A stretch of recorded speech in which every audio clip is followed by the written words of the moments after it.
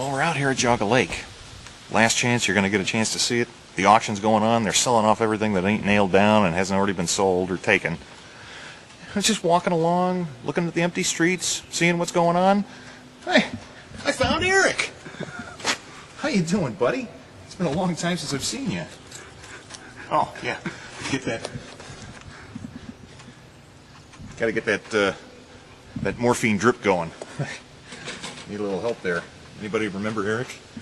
Used to co-host the Midnight Movie with me. I always wondered what happened to you, buddy. You're looking good. Okay, then. You need some rest. I'll just let you sit there. Hey, everybody. Welcome to the Midnight Movie. I'm Dave, and... Oh, well.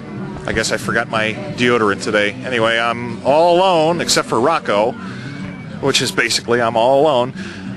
We're out here at the Geauga County Fairgrounds, and the reason we're out here is because there is a pizza cook-off. What apparently promises to be the beginning of an annual pizza fest. It's not just a pizza cook-off, however. It is a fundraiser that Leadership Geauga out here in Geauga County is putting together to help a local family that's in need.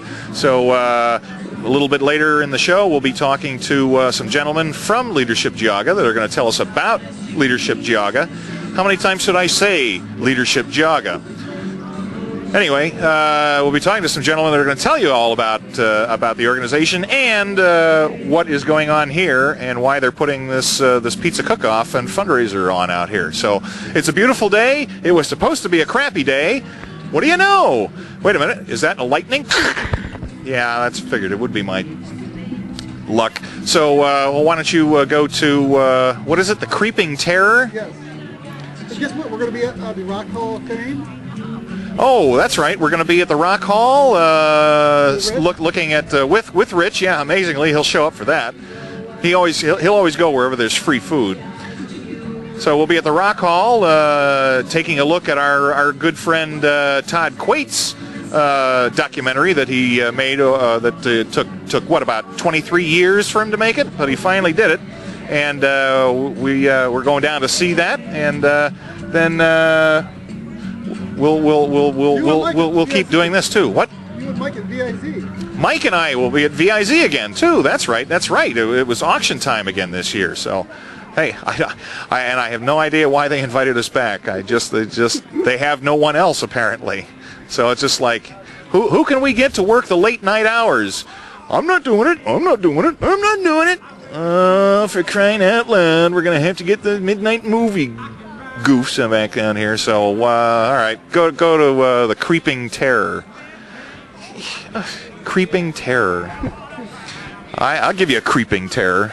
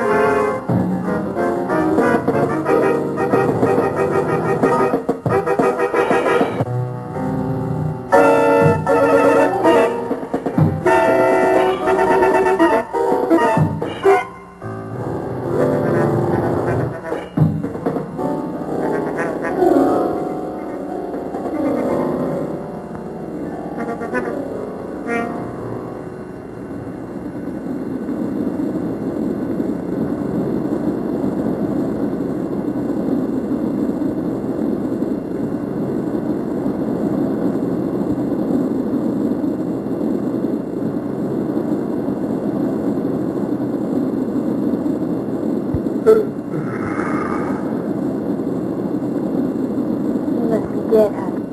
After driving all night. What time is it? Almost 4:30. Almost dawn. We should be home in another hour. This man's name is Martin Gordon. The lovely girl beside him is Brett, his bride of 2 wonderful weeks. It's late August. They're returning from their honeymoon to their home in quiet, peaceful Angel County, California. Martin's Uncle Ben is sheriff of Angel County, and Martin is his senior deputy. Martin has high hopes of succeeding his uncle when Ben retires. But for now, Martin has only the thoughts, emotions, and pride of a very happy newly married young man. Brett is his, and he feels no man could ask for more. And now, without warning, their honeymoon is to become a nightmare.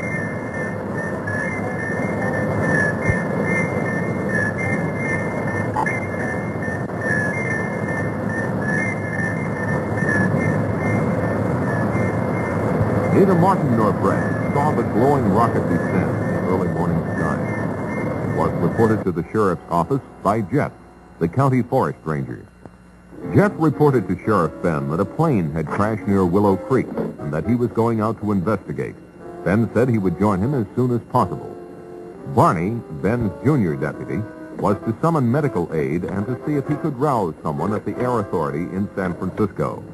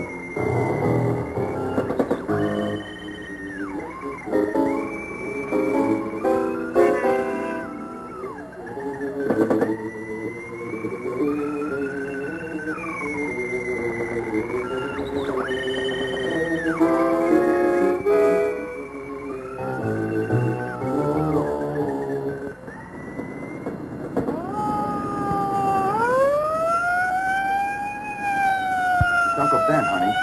Must be an accident or something.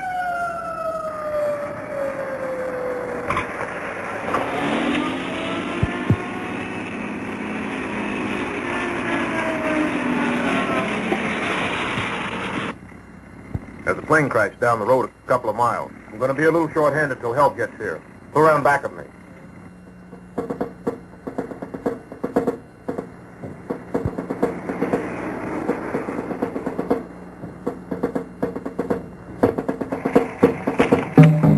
Come along, both of you.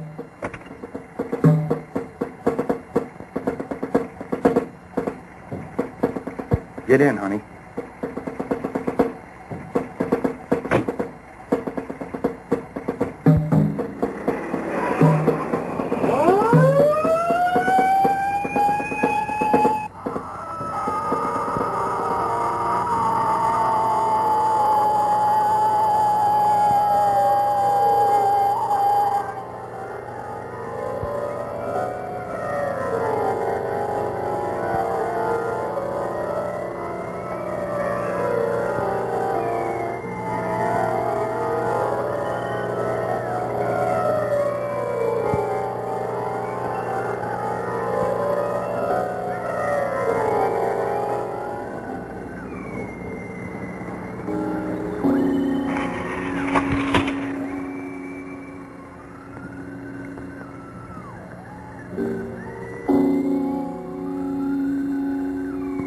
At the location of the crash, they discovered Jeff's truck, but Jeff himself was not around. They proceeded with their investigation.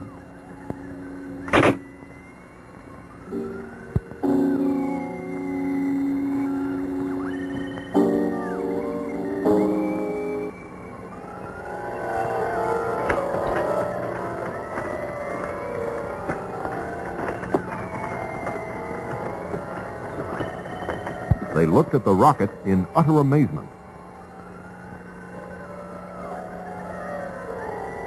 A puzzled Ben finally asked Martin what he made of the craft. It's no airplane. Could be one of our missiles. Or one of theirs. You could be right, honey. Don't think we have anything this big.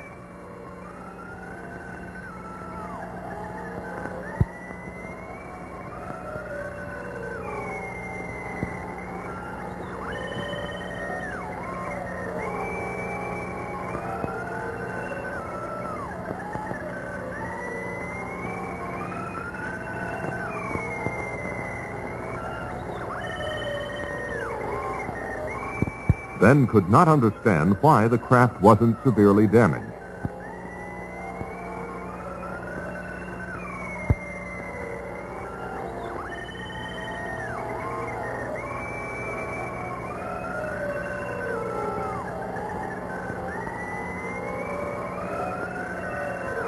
This hat belongs to Jeff Peters.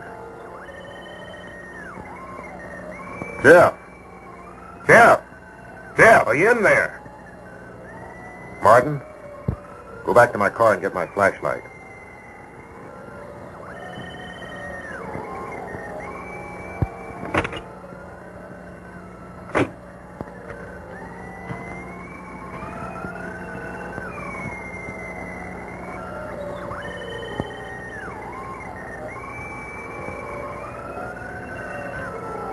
Ben, don't go in there.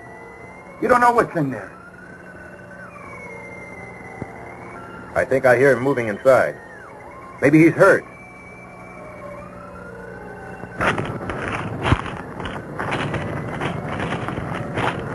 Ben, please don't.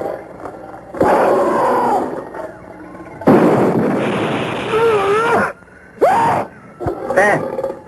Ben.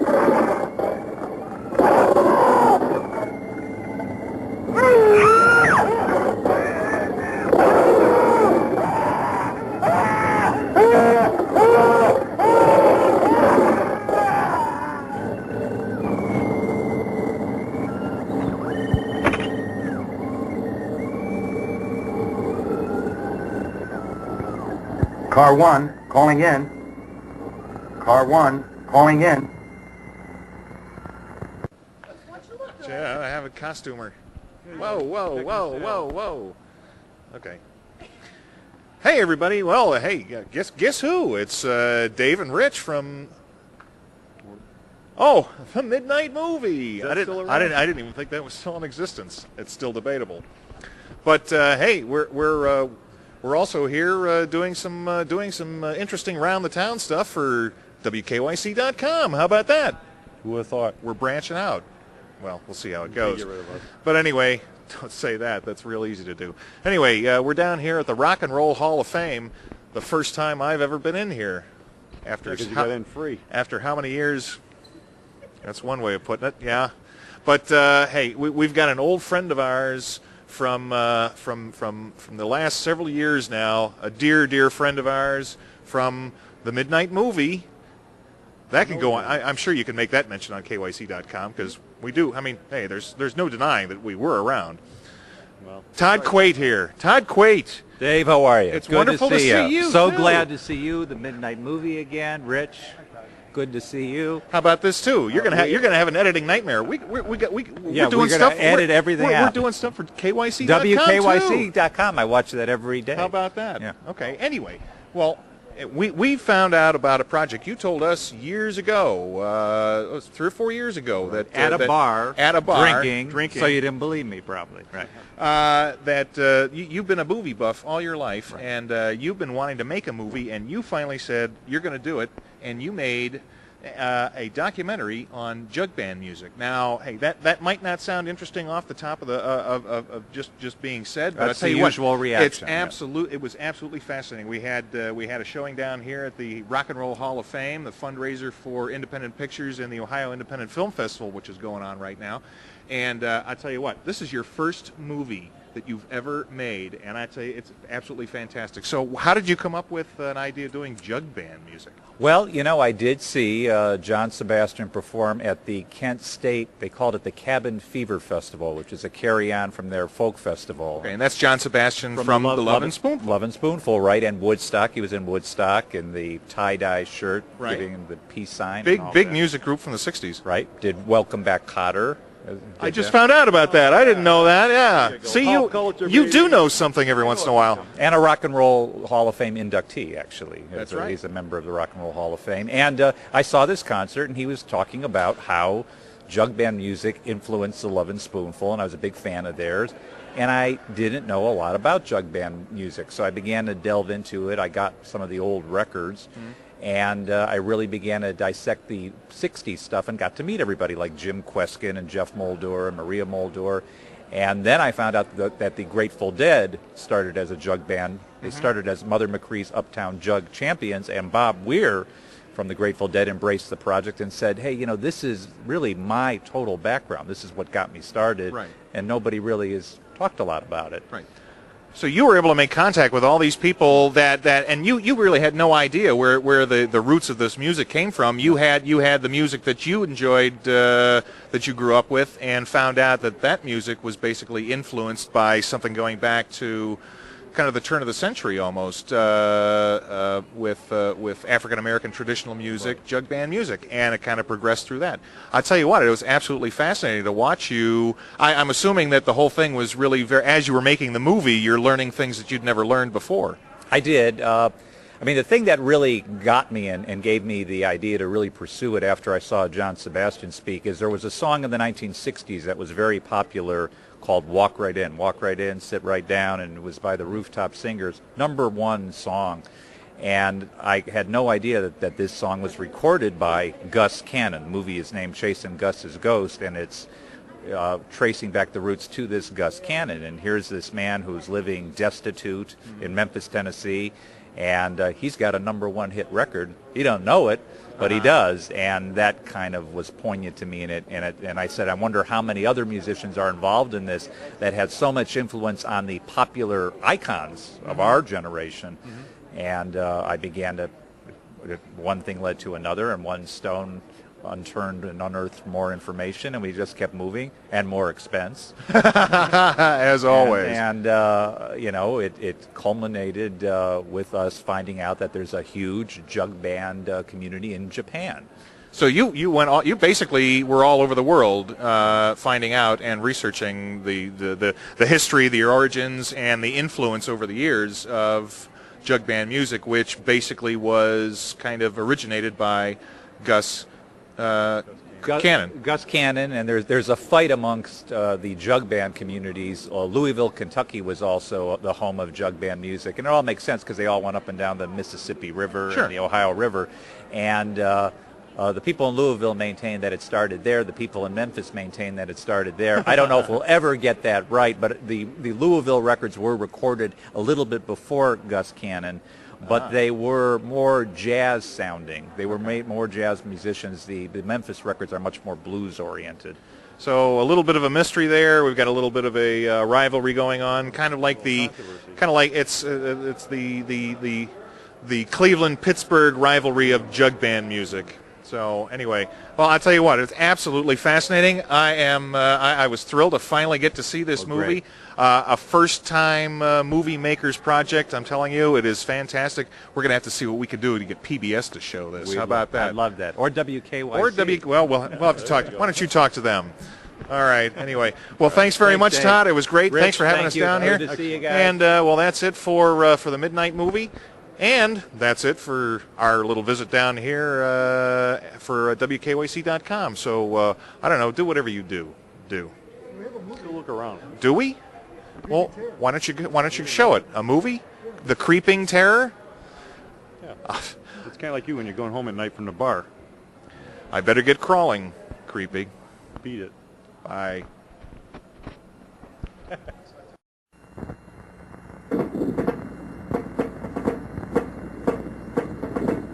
Within the hour, Martin's unusual call for assistance was answered by a special unit led by a Colonel James Caldwell.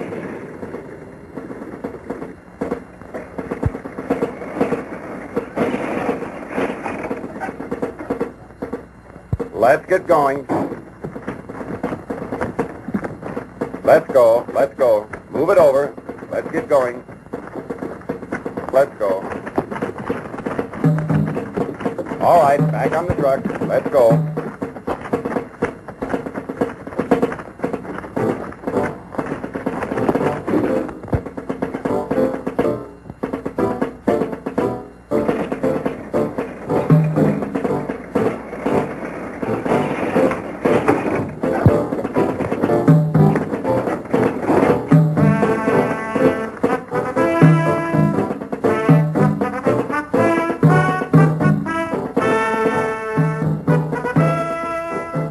Sergeant, take one man and check it out. Yep, sir. Okay.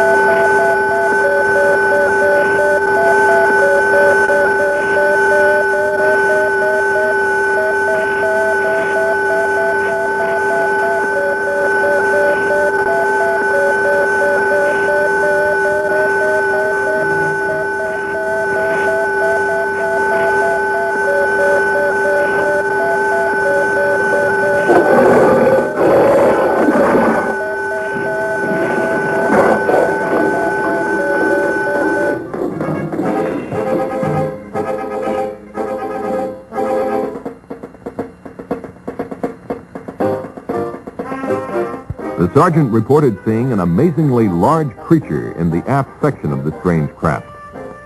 He further reported that it was secured by a kind of metal harness, but that the creature could still move around somewhat, and for that reason they had not gotten too close to it. There was no trace of either Ben or Jet. The colonel ordered continuous guard duty around the spaceship and decided to set up a temporary military headquarters at the sheriff's office in town.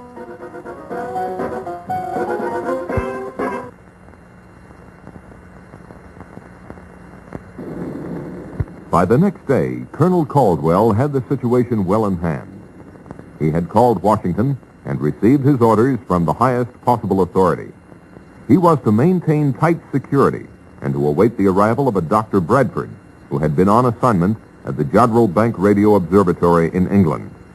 Upon arrival, Bradford was to take complete charge of the operation. He was the world's leading authority on space emissions and had worked out a series of systems that might lead to communication with other forms of life, when, as, and if they were contacted. Martin was outraged by the government's intellectual approach to a monster that had already killed and caused the disappearance of his two close friends. Caldwell tended to agree with him, but stated he had to follow his orders. One of those orders was to suppress the news of the death of Ben and Jeff. Martin was appointed temporary sheriff, and all news intended for public consumption was to emanate from his office. The Air Authority issued a cover-up story that a plane had crashed and burned, and this was to suffice until the experts cleared up the mystery of the visitor from outer space.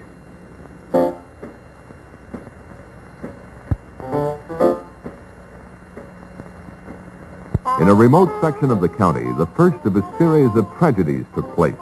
Tragedies that would have been avoided had the public been warned.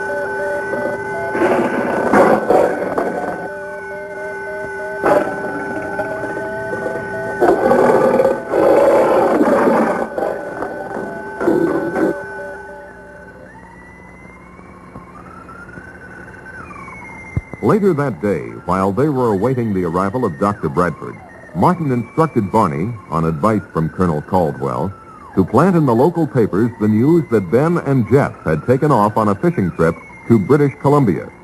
The colonel had impressed the bereaved families with the necessity of maintaining secrecy, and these brave relatives had agreed.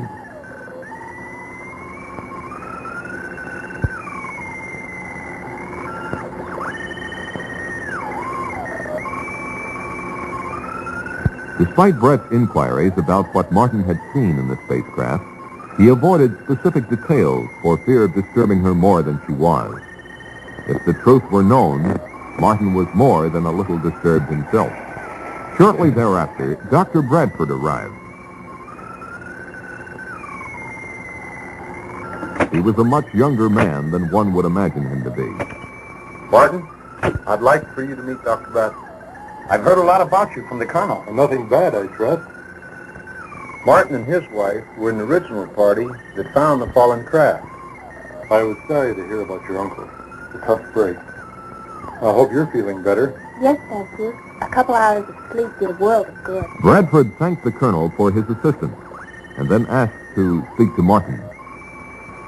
Bradford questioned Martin about everything that had transpired.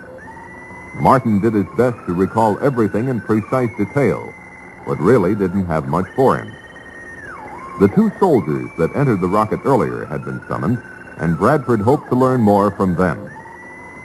The doctor himself would not enter the rocket until the arrival of certain equipment. From his discussion, it was apparent that the doctor considered this situation a magnificent opportunity for mankind.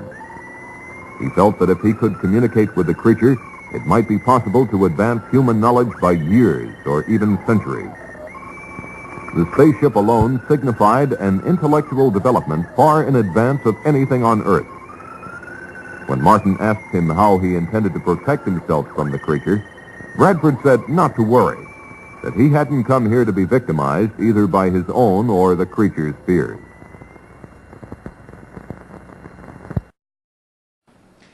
Hey everybody, Dave and Rich here from the Midnight Movie and also WKYC.com. How are you going to do that? I don't know. It'll be interesting to see.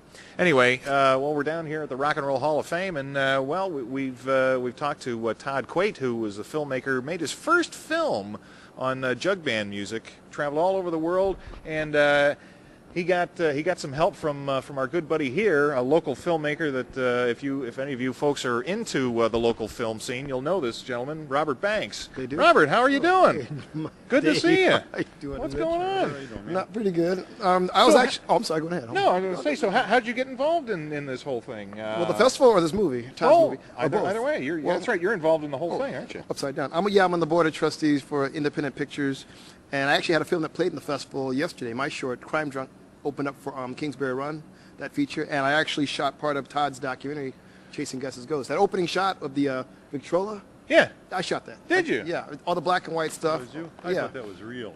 It's very... Well, it's funny. This is my first time seeing the film also, and I didn't realize he used a lot of archival footage and mixed it with the new stuff that we shot. I was going to So say, you you know, can tell, yeah. it had a really great look to it because I could tell where there was the mix of HD, Right. there was some film, Yeah, there was Super 8, videotape, 16 millimeter, all kinds of- 35 millimeter. We mixed it up. there was Color, some black and white. Great yeah. stuff. I mean, it had a really And had a really animation. nice The feel. animation And the was animation was really cool. I mean, there was a Yeah. lot of really neat stuff here. I'll tell you what, very impressive for a first time filmmaker's first project, and I yeah. can see that your assistance came in quite handy. I'm sure. Yeah, it was fun. It was an experience. I mean, we were being out in the sticks. We hang out in Minglewood, which supposedly was haunted, believe it or not. Really? That was, yeah, it was haunted. And Was Rich there with you? Because then it would have been. I was just about to say the same. It would have made a great location for a Vincent Price movie. It was kind of creepy, but it was fun. We were in the daylight, broad daylight, but no, Right. all out in the old cotton fields and Yeah. out in the sticks and everything, and the snakes and the. It was interesting, but you know, it was. I'm not an outdoorsman, as you can tell, but no, that was fun. I was, you know, I used to live down there, you know, in Tennessee. in Mississippi. Oh, really? Really? Yes. They chased That's you where out. that's where my family's from. Are they really? Yeah. You have an accent. Huh. I do. As a matter of Things- fact, I have cousins that do jug music. Really? Yes. Wow. Things are starting to make a little more sense to me now after all this Well, that's time because you there. do jugs. No, I empty them. You play Hey, them. back to Robert. Anyway, Enough about us. so well, it sounds like the whole thing was really quite an adventure. So what else can we? Are you working on anything new yourself? Right now, the main thing is I'm trying to get some films finished. Crime Drunk, which played yesterday, was sort of presented as a work in progress. I want to finish it as a lengthier version. It was only like 5 minutes long. And there's several other shorts I'm trying to wrap up by the end of the year because I want to work on something a little bit more bigger, ambitious, which I've already sort of started on.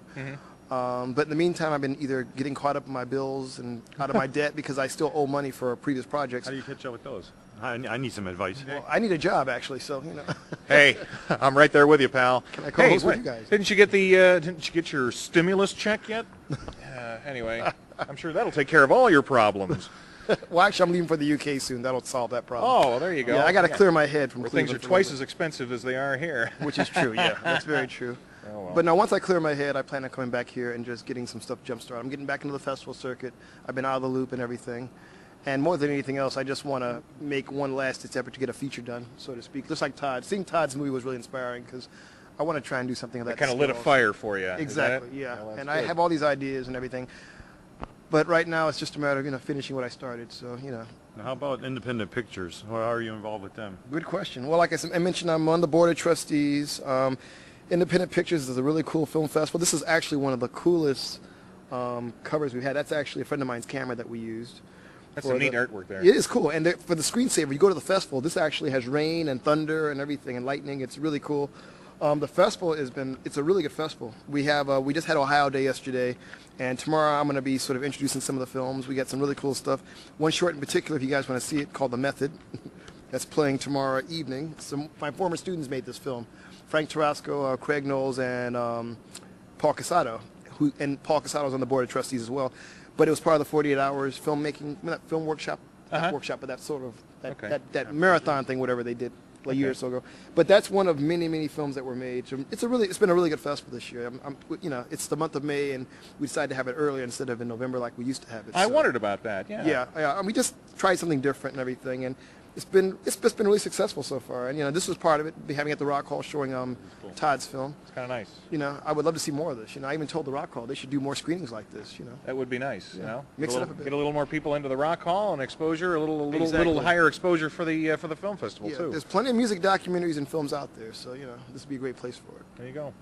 All right. Well, thanks very much, Robert. It's Thanks good to for see having you me. again. Thanks Yeah. for talking to us. And, Yeah. well, we'll be around town doing this, that, or the other thing. Supposedly. That's what they tell us anyway. So, well, why don't you go back to the movie if you're watching the Midnight Movie. And if you're watching WKYC.com, see you. See ya.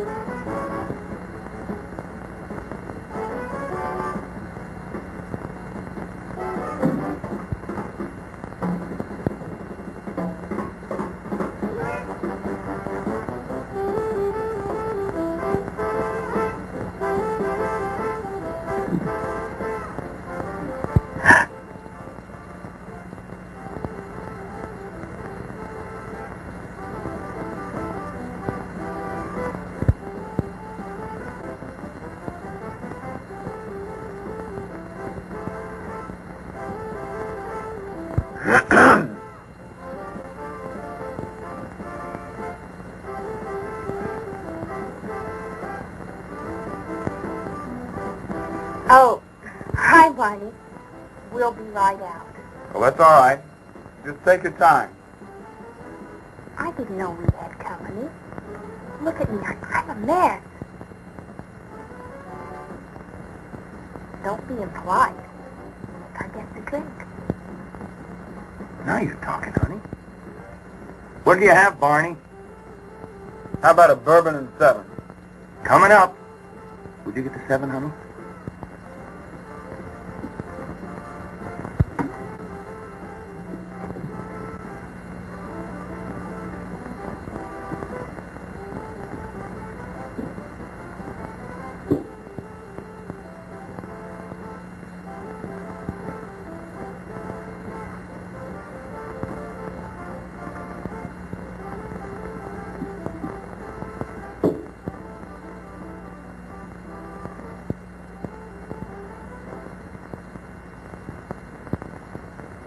Barney, you should try marriage.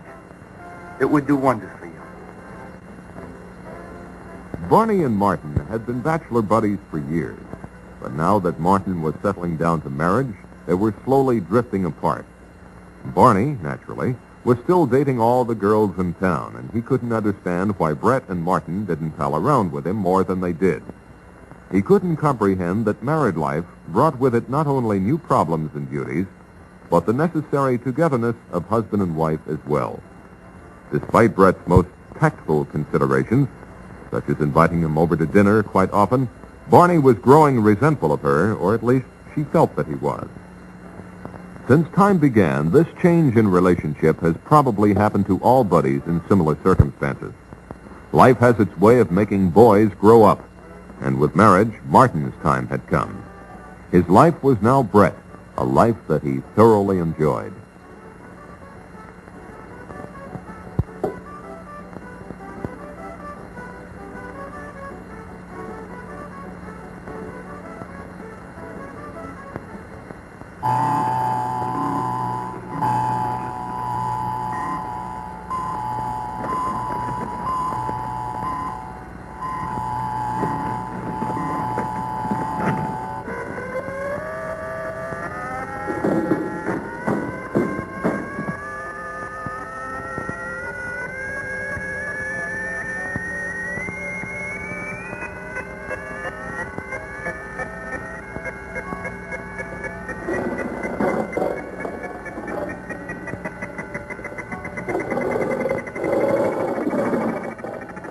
Bye, honey. The next morning, Betty Johnson, as usual, blew a goodbye kiss to her husband, but for the last time.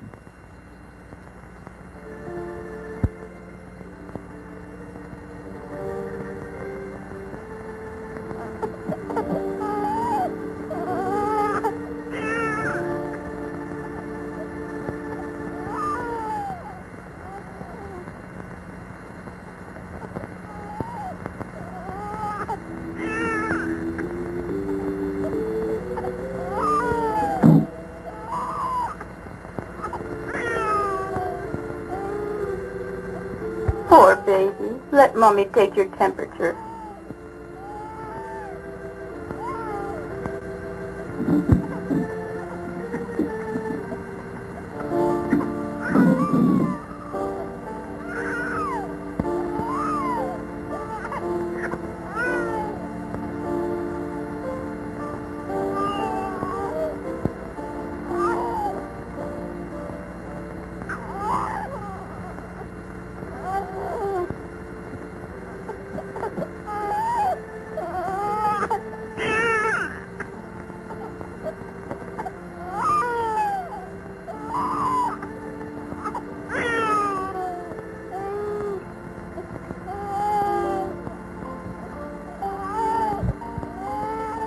Poor baby.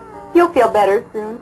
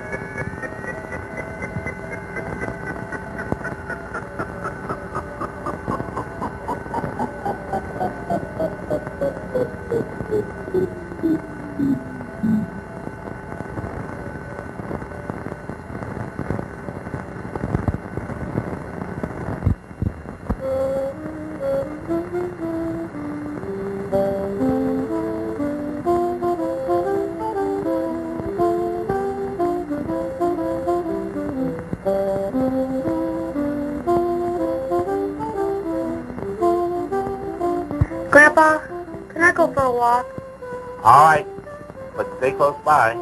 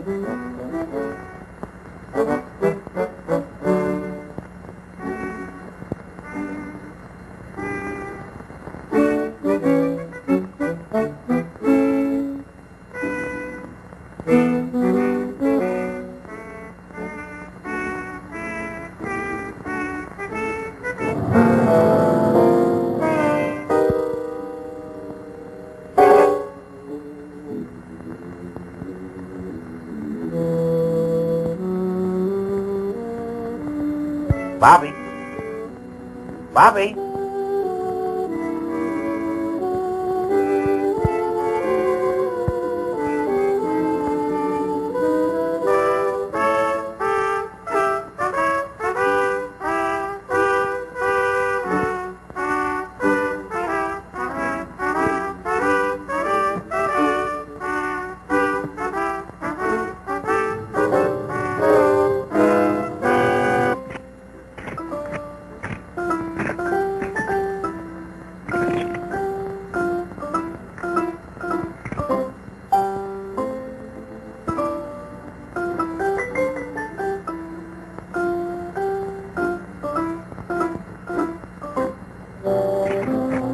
Bobby?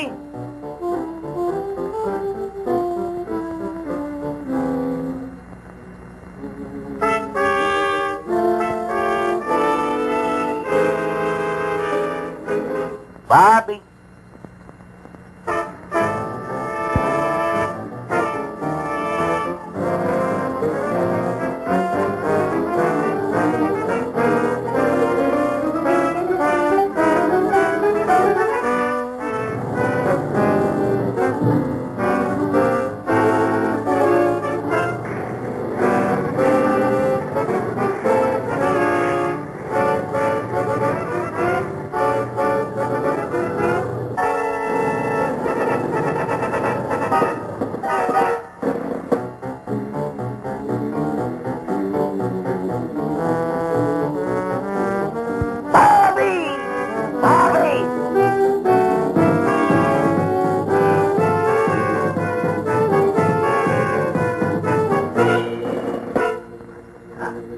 Bobby?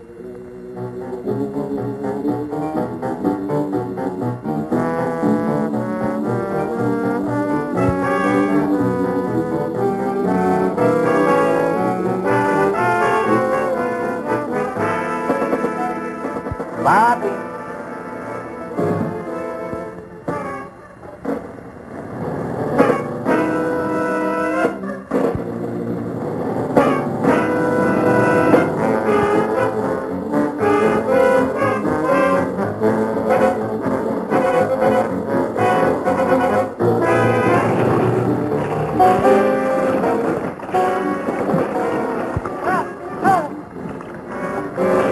Help!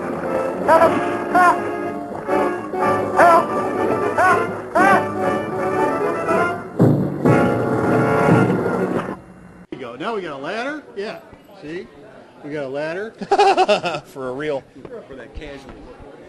Hey, everybody. Well, welcome to us. It's Dave and I'm sorry. Who are you again? Hi. Remember me? I'm Mike. Remember. I'm sorry. It's just not ringing a bell. But anyway, we're down here at the WVIZ televised auction. This is the fun this is the only fun that we have anymore. You have fun all the time. But this is the only place that we can really have fun. We look for ever since last year. We have had absolutely nothing else to do, and all we had to do after last year's auction was done, we just said another year before it comes back. You know what he's saying? He's just saying, please don't kill us if this interview doesn't go as well as you think it's going to. That's what he's saying. And it's not. And I'm sure it won't. I have high expectations. Oh, I always try to keep my expectations low. That way, I'm not quite as disappointed as I normally would be. But hey, fantastic. We've been coming down here for about 6 or 7 years now. I think we have. How long has the auction been going on here? This is the 40th anniversary WVIZ televised auction. It started in 1968. Wow, I was 4 years old. First of all. Oh, by the way, this is. See what I mean? It's been so long. It's kind of like riding a bicycle. It's just he forgot the pedal. Boom, there he goes. All right, how do you say your last name again? Wareham, as in if the shoes fit. Wareham. It's Jerry Wareham is the CEO and president of WVIZ PBS Channel 25 in Cleveland. How about that? At least I got that right. But so now, were you here? Were you here all the way back then? Oh heavens, no. No. No. I was going to say you look a little too young for that. I came. Kent Geist was here, but I came 15 years ago. Oh, okay. 1993. I'm going to say I know Kent. I grew up watching PBS and Kent. I suppose that's probably don't take this the wrong way, but I think everybody else, unless they have some reason to know, they all think that Kent runs the place, don't they? Well, he basically does. Oh, I see. Okay. And you run him. No, I'm in charge of everything that goes right. A true executive. That's a good one. So, all right. So now, how did the idea for the auction even come about? Do any other PBS stations do this kind of thing, or did you guys come up with the original idea? It originated in San Francisco at KQED, and they had the notion that they needed some money for their television station. And some local merchants donated some items, and they got on TV and sold them, and people called and bought them and came and picked them up. And then that was about 1965, I think, something like that. So the word just kind of started And the spreading word around spread, yeah. all the different stations. The PBS stations need money. What's the matter? You mean the government isn't giving you enough? I don't understand that. Where are our tax dollars going, if not to good quality stuff like this? Well, I mean, and I tell you the truth. I've been a big fan of PBS all my life. I grew up with the children's programming, and now even today, some of the best programming, seriously, is on PBS. I love it. The Red Green Show. The Red Green Show. I love the Red Green Show. I'm more like keeping. Well, come on. I mean, I love the Nova. You know, Nova's great. Oh, that stuff's awesome. But I'll tell you something. I was absolutely. I mean, I'm blown away by a lot of the stuff, but I was absolutely blown away. I had to wait for how many months the PBS promoted the war, and I couldn't wait until it was on. It was finally on last fall, and I'll tell you what, I was absolutely blown away by that. And and I'll tell you something. You learn so many things from watching PBS that I never learned. There is so much stuff that I never learned when I was in school, and I'm willing to bet that kids aren't learning today in school. There were so many things I had absolutely no idea about as far as the war was concerned, and so many other things. There really is. There's no other place but PBS to get the kind of programming and the education that you get here. So it's so important to support it. That's it really very is. generous of you to say. It really is the way I feel. And I tell you what, not only do we have fun coming down here, we love to have fun, but I like to think that it feels like I'm doing this for And you are, and we very much appreciate it too. You guys bring a lot of life and laughter to the auction. What did you say when you got the notice that it was coming again this year? I couldn't believe you invited us back after last year. After his bathrobe and pajamas stunt. Hey, we got to, hey, I got to be me. But anyway, so now what other, this is the big fundraiser of the year, right? Well, our biggest source of support are individuals who are in the community and voluntarily send in contributions as members of WVIZ. Right. And then the auction is the biggest fundraising event that we have. Okay. Of the year. And then, but you also do other things throughout the year as well. We do. We have a couple of wine events. The World Series of Wine that is held every fall, one of the largest events related to wine in the Midwest. And we also do a summer event that is this year going to be an event about Zinfandel wine. Oh, okay. Something focusing specifically on Zinfandel. Really? Okay. Well, that's interesting. There are a lot of different wines that come from that region. What? They're calling us. They are? Yes. Already? Oh. Well, guys. I guess we'll finish this one later.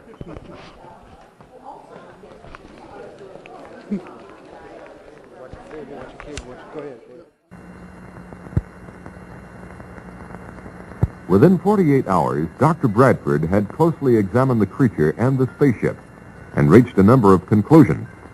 He was sure the creature had come from beyond our solar system because it adapted to our environment so quickly, and no planet or dead star near us has conditions similar to the Earth.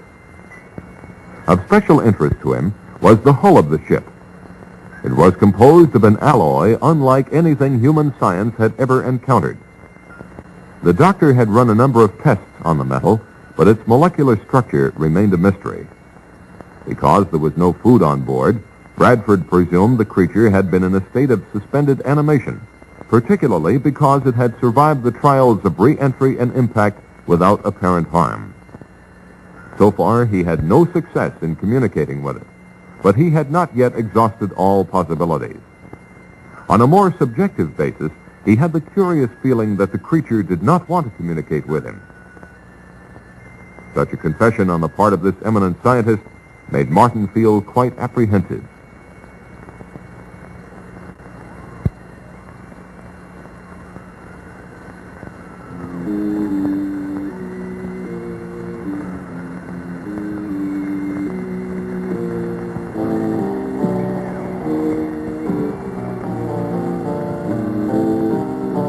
While on a routine call to pick up instructions from Colonel Caldwell, Martin received an urgent message from Barney. Barney was at Willow Creek. He had responded to a phone call from a frantic Mrs. Brown. Her husband and grandson had gone fishing and were long overdue. Barney was instructed to organize a search party locally and to report the results to Martin. Because of security regulations, he was not to come near the area of the spacecraft. Martin said he would join Barney later if he could.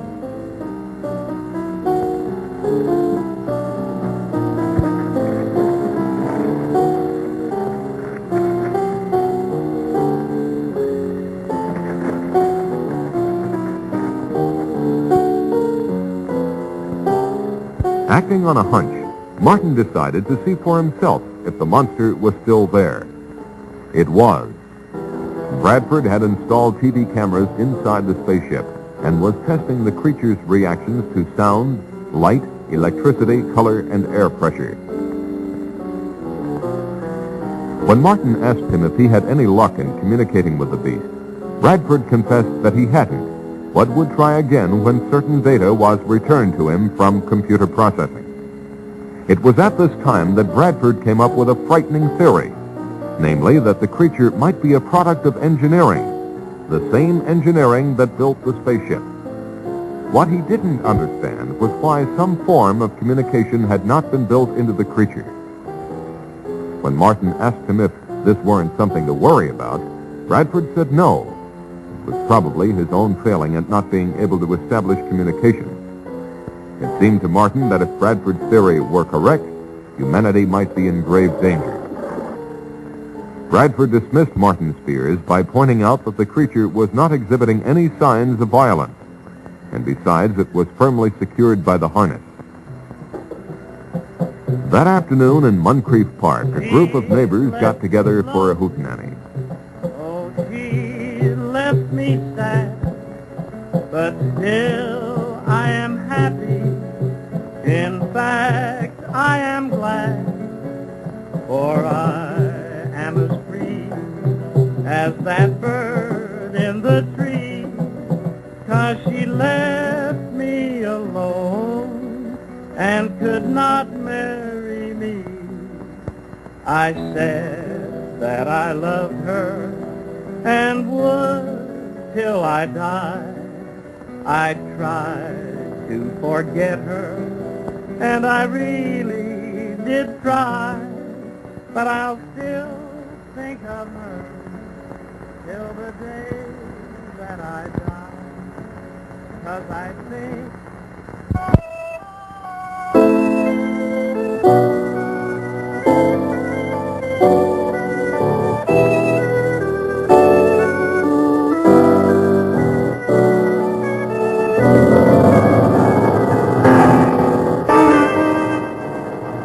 What is it?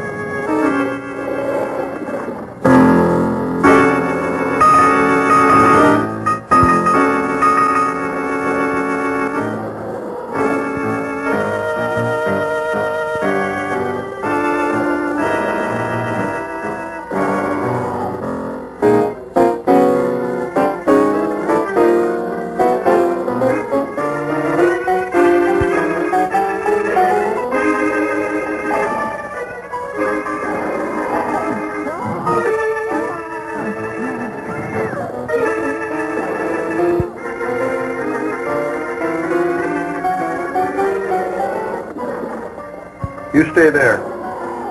Stay calm.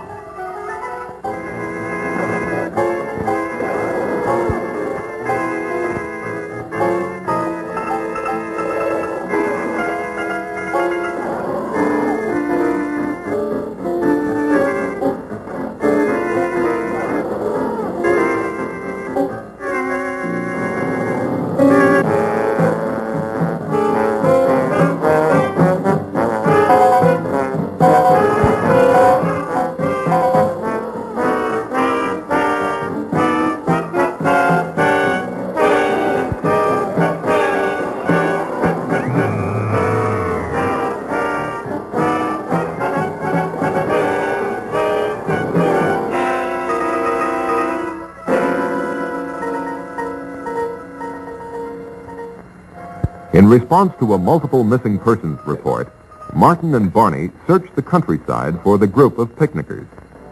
The only trace they found of them was the remains of a guitar one of them carried.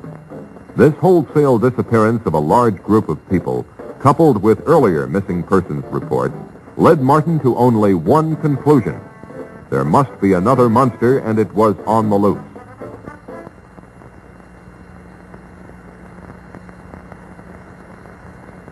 The colonel listened to Martin's theory, and after consulting with Bradford, decided to call Washington. He was told to follow his own good judgment, but under no circumstances was he to alarm the populace. The colonel decided to organize a county-wide search. Martin's assignment was to search the north end of the county.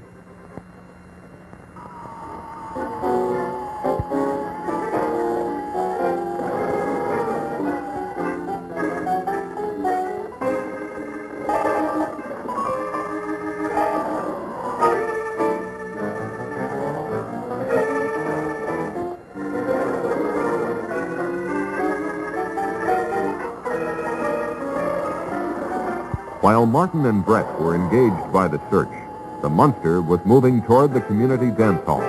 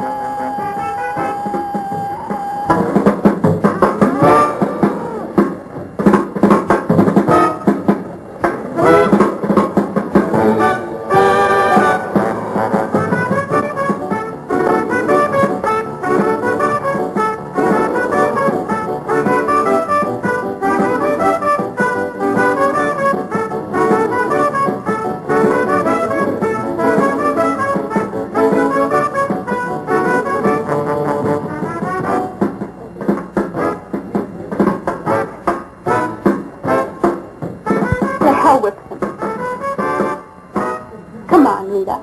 I've had enough of that guy.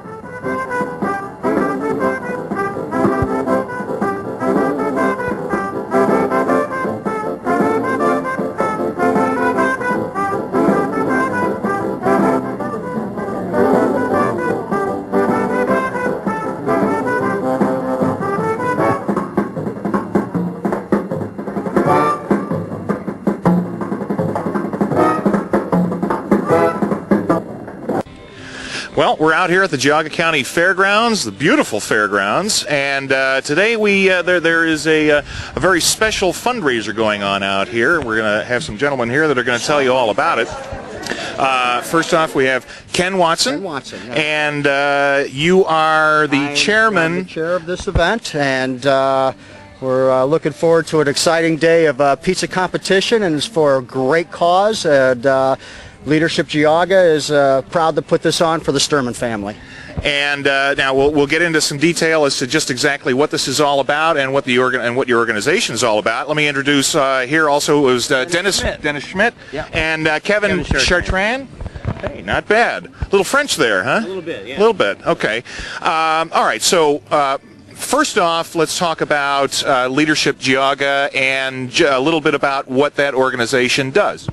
Well, Leadership Geauga is actually kind of like a training program for leaders in the community. It's made up of people who are in business, folk who have all kinds of interaction in this community.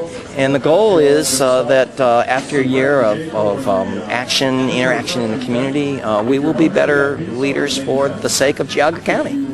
Well, that sounds great, and it's my understanding too that you get the school kids involved in this as well. You start them young. I think Kevin can explain that a little better because he's a graduate and knows a little bit about it. I'm a graduate. I guess we're starting up a program with children, high school kids and junior high kids. We're looking for some funding for that also. It's been a great experience. It really helps us to learn a lot about the county. I've lived here 20 years, and last year when I took the class, I have to tell you, I had no idea the scope of what has happened in Geauga County over the years, and just the number, the diversity of the population here, and everybody from the Amish to there was an Eastern European community and the western end of the county that settled there. It was an eye-opening experience. Geauga County is not just snow in the winter and maple syrup the rest of the year. Not just, no. That's a lot of it, though. After today, it is also pizza. Yeah. It is also pizza. All right, so this is the pizza capital of Geauga County and the greater Cleveland area right now today. Yes, it is. Yes, it is. Do you have any maple syrup topping for the pizza for any of those Geauga traditionalists? As a matter of fact, there is one pizza that's being made that has apple and pecans and maple syrup. Oh, I'm all over that. Absolutely. I'm all over that. That's the dessert pizza. I'm going right for that. There is a Chinese auction, and there is some maple syrup that is being raffled. So, hey, there we go. If you're interested, you can buy an arm length of tickets for $10. Hey, that sounds good. Tell me a little bit specifically about what is happening here today. What we're doing is every year the leadership class chooses to do a project within the community, and our class, Dennis and I involved in, class of 08, decided to step it up a bit and to select a family in the community that can really use some help.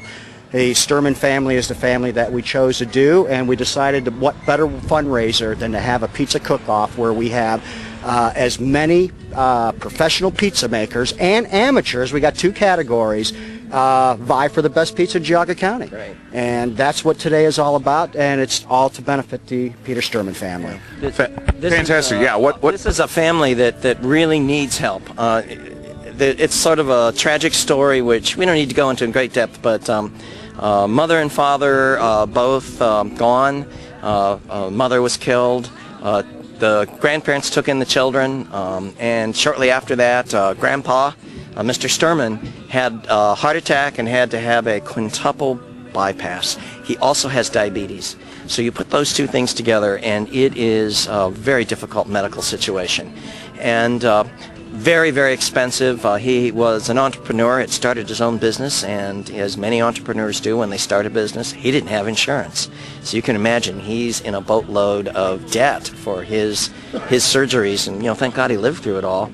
Our goal is to raise some money to take some of the stress off of the family and to make a difference in their lives. And we are not ready to announce how much, but I'm telling you, we've done an exceptional job. We're very proud of what this whole class has done. Well, that's fantastic. Certainly sounds like just a horrible situation, and God knows nowadays, especially, there are an awful lot of us that just might be that close away, one slice of pizza away from that kind of situation. So, it's absolutely fantastic that number one, that so many people in this community have come together to put together an organization like this to help out people, and what a fantastic thing to do to help people like this. Overwhelming, just absolutely overwhelming. And the goal with this, and we're going to have a lot of little errors since this is the first one, but to allow next year's class to hopefully build on this, pick another family in need in the county, and make this event, make this a yearly event, and have the best darn pizza there is. We're going to start building a competition. Every year it's got to get better and better and better and better.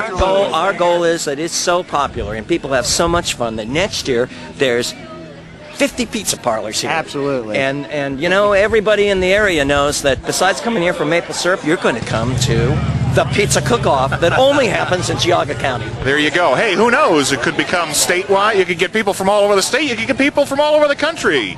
Remember that winning the first one is probably going to be the biggest title you can get, though, and so we expect the competition to be very fierce today. Well, I'm looking forward to tasting some of it. Nothing like a little healthy competition and some good food. So. Well, hey, thank you very much for telling us all about the organization and what's going on today. Gentlemen, it was nice meeting you. Enjoy the pizza, and, well, there you have it. A little bit of information about what goes on out here in beautiful Geauga County. Who knew? I always thought it was just, I stayed away from Geauga County in the winter because I hate the snow. And maple syrup, well, of course, why not? But who knew? There's so much more. So, well, why don't you take a break? And I don't really know exactly what it is that you do right now, anyway. All right, I got to go back to my way.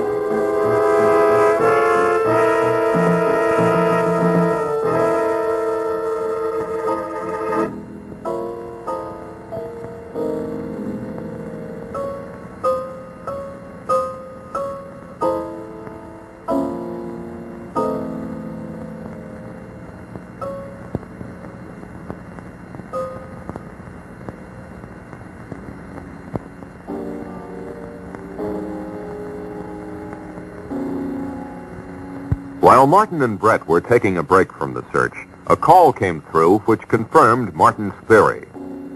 Colonel Caldwell told them of the monster's attack at the dance hall. His troops now had orders to destroy the monster, and he asked for Martin's assistance. Martin said he would join the colonel as quickly as possible.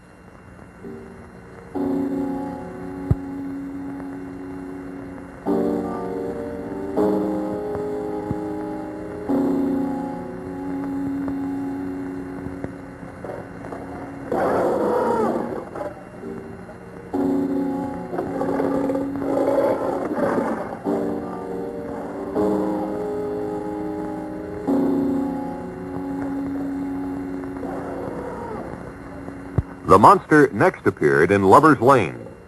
Anyone who experienced that catastrophe and survived would never go there again.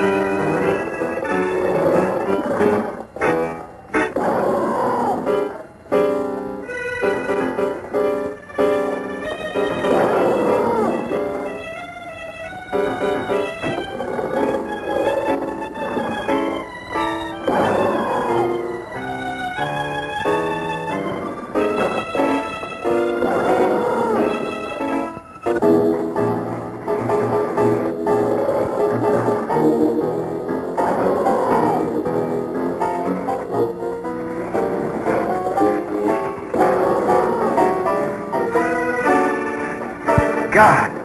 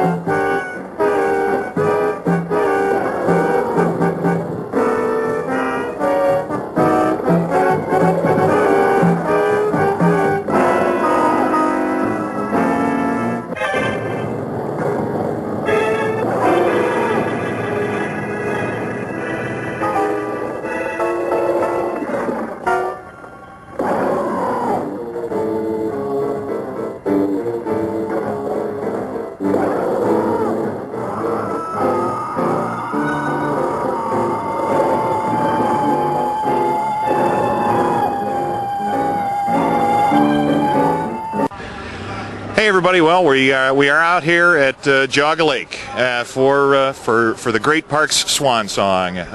Today, the auction is going on out here. If anybody might have already heard that everything that's left in the park is going up to the highest bidder, and well, I'm sure he's thrilled that we found him, but we just happened to look over our shoulder, and here's Robin Innes. It is Innes, right? Yes, sir. That's Robin correct. Innes from our good friends over at Cedar Point. Hey, it's great to see you. Thank you. I appreciate you taking the time to That's talk all to right. us. That's right. Good to see you guys always. But so this is it. This is it. This is it.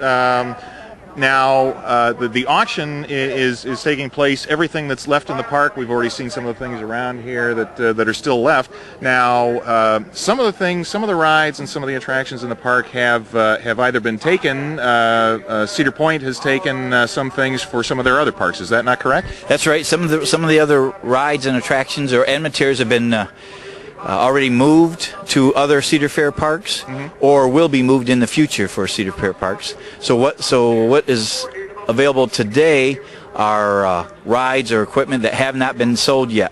So anything that's here today, some of the rides, a lot of maintenance equipment, a lot of food service equipment, things like that will all be available for auction. Okay. Now, any big rides of any note that we might find at Cedar Point? As far as, well, what we did, we used some of the kiddie rides. We refurbished them, rethemed them, and they're part of Planet Snoopy right now that opened up in May. Right. You have that new park there. As of that, I'm not going to give out any other future plans.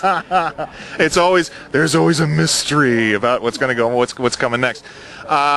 What big rides have been taken out that you guys are going to use at some of your other parks? Well, we've already had 3 or 4 different coasters open up at other Cedar Fair parks. Michigan's Adventure has one of the coasters.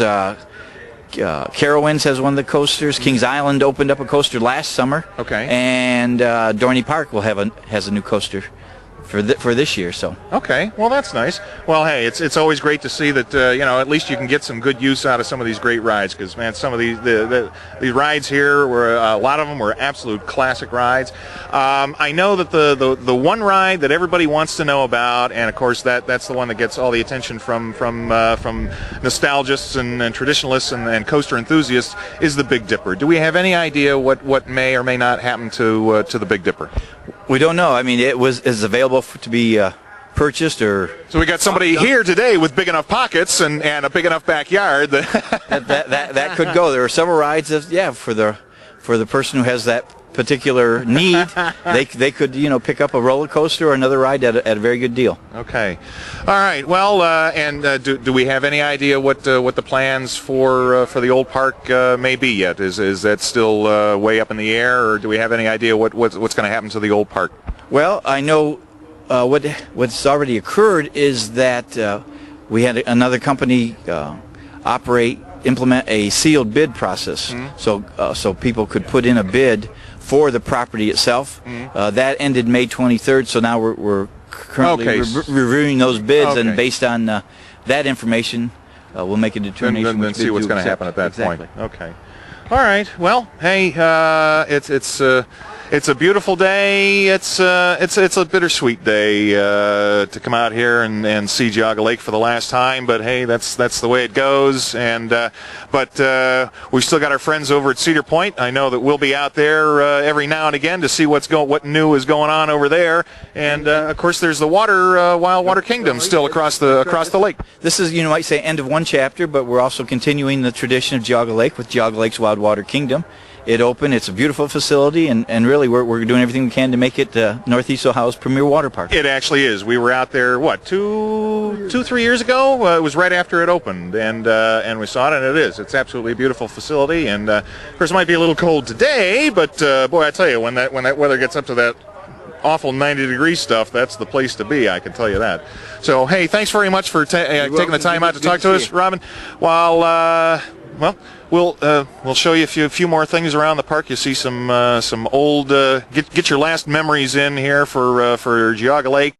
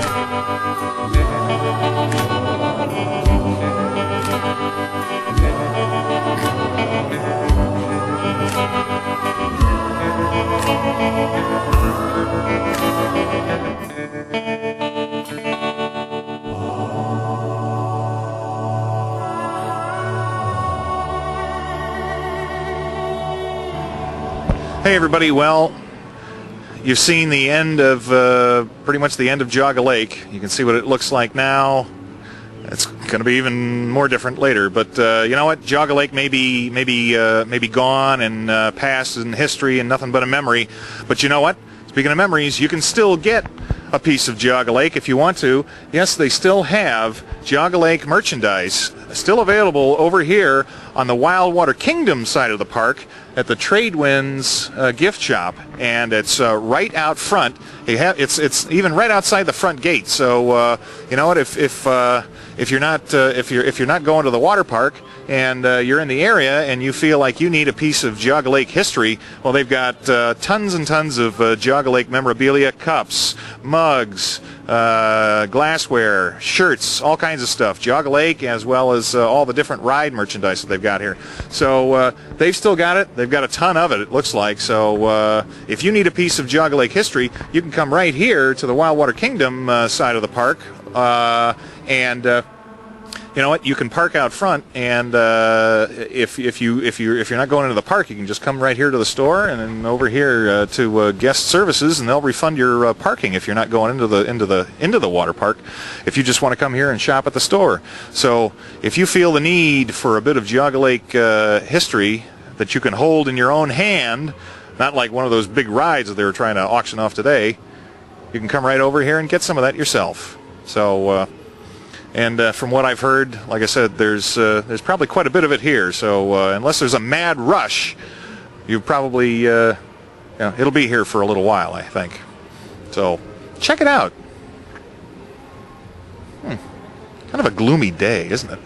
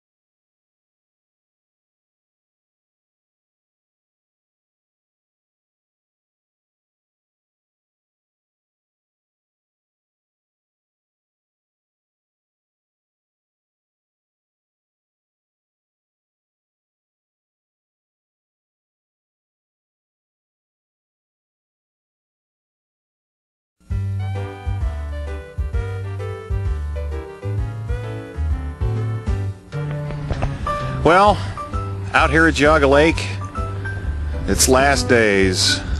The final auction to sell off everything here in the park, and pretty much it for our show.